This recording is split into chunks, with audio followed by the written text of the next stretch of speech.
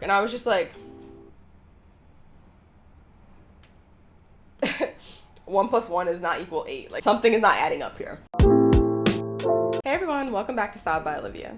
So I actually got the idea for this video from one of my best friends. We were just catching up and she made a really good point that made me really want to do this video and just talk to you guys more about what it's like working professionally abroad or just being an international worker. I think it's really such a good topic, especially because I know a ton of people want to work abroad and don't necessarily want to teach English or be an au pair.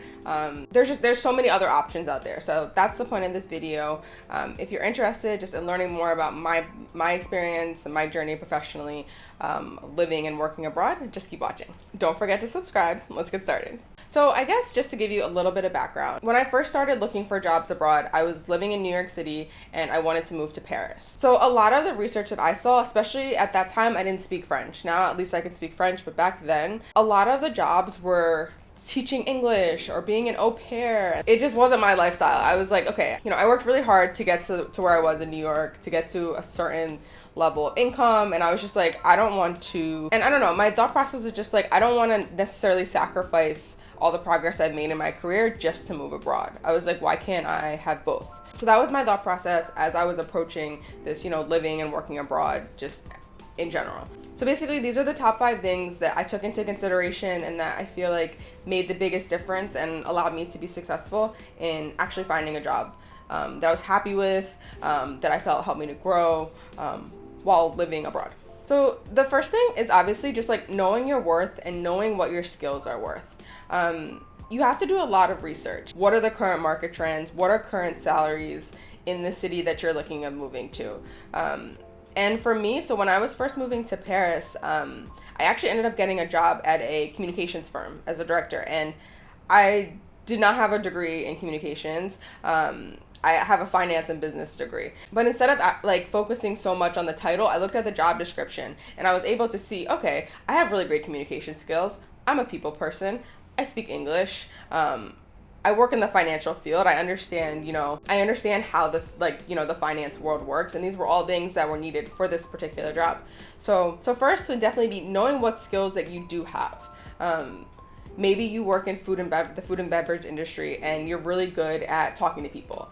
That could definitely translate to a job in communications or marketing. You definitely have to do your research and get creative, but there are ways to transfer your skills. And that's the biggest thing, is there are transferable skills across cultures, across countries.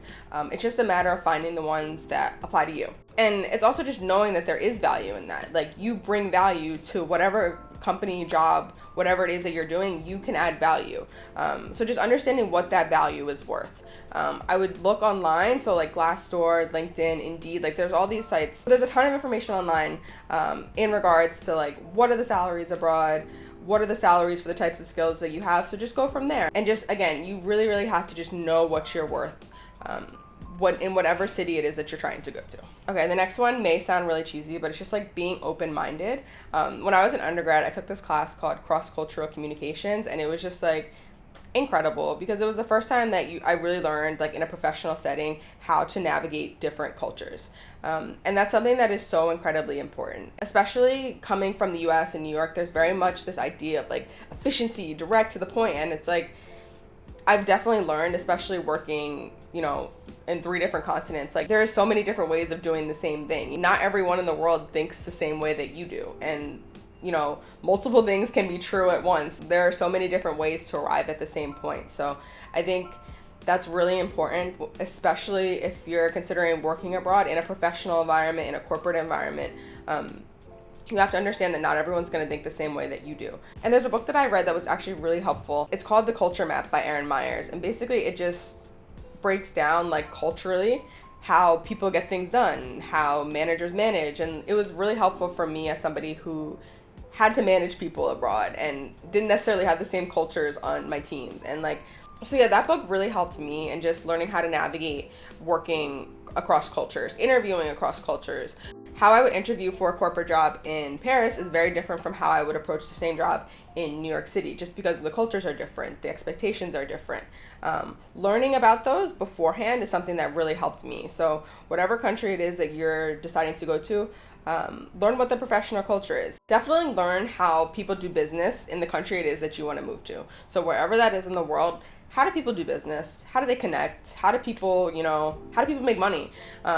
Once you learn that, that will be the key to securing any job that you want, really. The next thing, optics matter. And again, I wrote a whole book on this. It's all about optics, how to transform your wardrobe and dress for the job you want.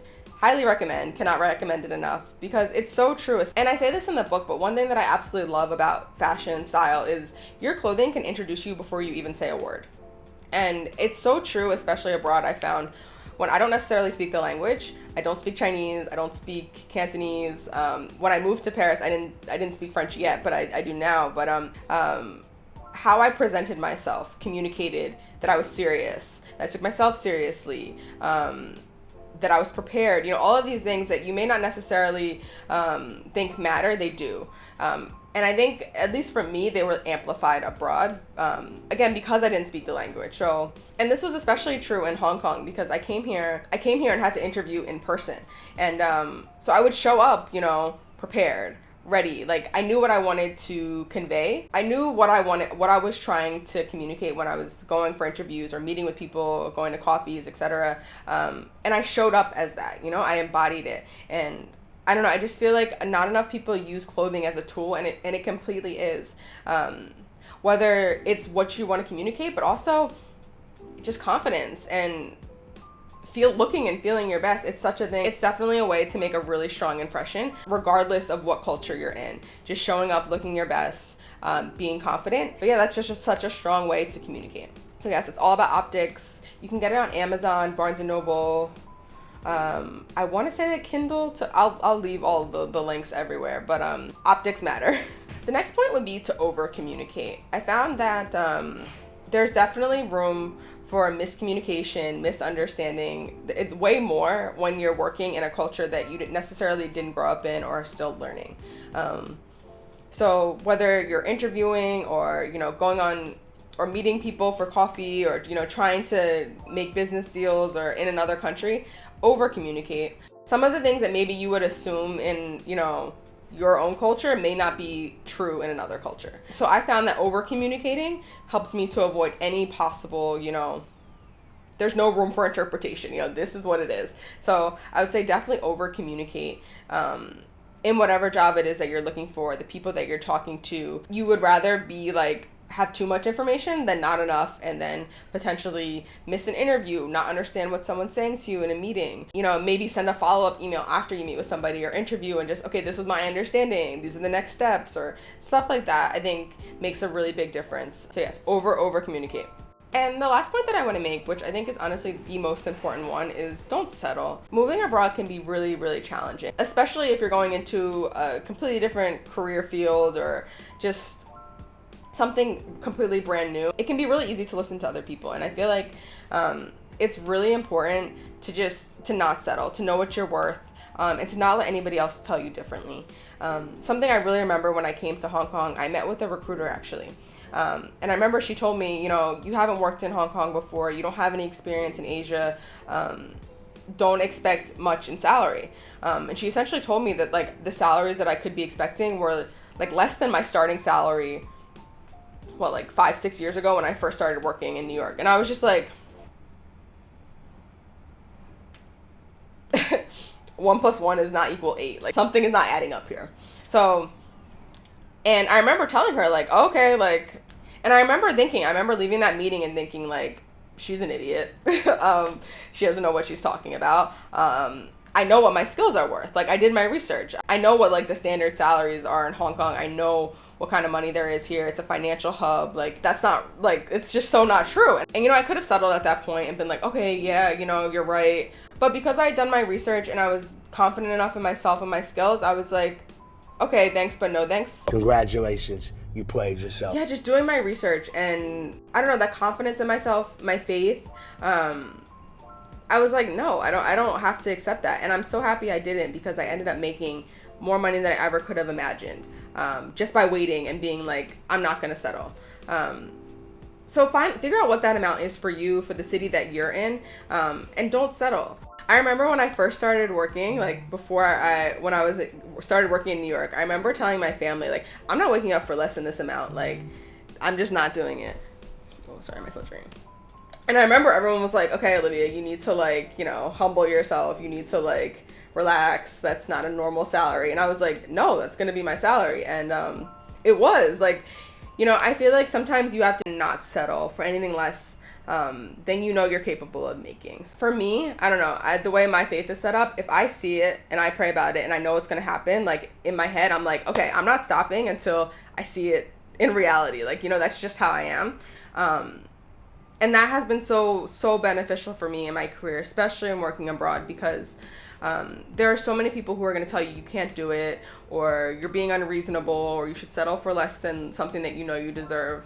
And don't ever do that. Don't ever compromise, you know, what you believe. Sometimes maybe other people are meant to see your vision. I know that's happened to me a ton, you know. Not everyone's gonna get it. Not everyone's gonna understand why you would want to move abroad, why you would want to switch industries. You know, you're so comfortable. Why would you want to change? But just don't settle. Like, continue to go after whatever it is that you want to do. So those are my thoughts on just, you know, working abroad professionally. So thank you so much for watching. That's just a little bit about my journey of, you know, working abroad professionally, you know, not in, I guess, what most people would do when they move abroad. But yeah, that's essentially how I was able to maintain my career professionally as I moved, you know, across continents. So I hope this was helpful to you. I hope it just gives you more perspective if you're looking for a job abroad, in a new city, someplace maybe where you don't speak the language. I just want you to know that you can do it. That's the takeaway. You can do it. And there are so many options and so many ways to arrive at whatever point it is that you want to get to. So thank you so much for watching. I hope you enjoyed this video. Let me know in the comments where you are in your job search. If you're moving abroad, I would love to hear about that. So thank you so much for watching. Don't forget to subscribe if you made it this far. And I'll see you in the next video. Bye.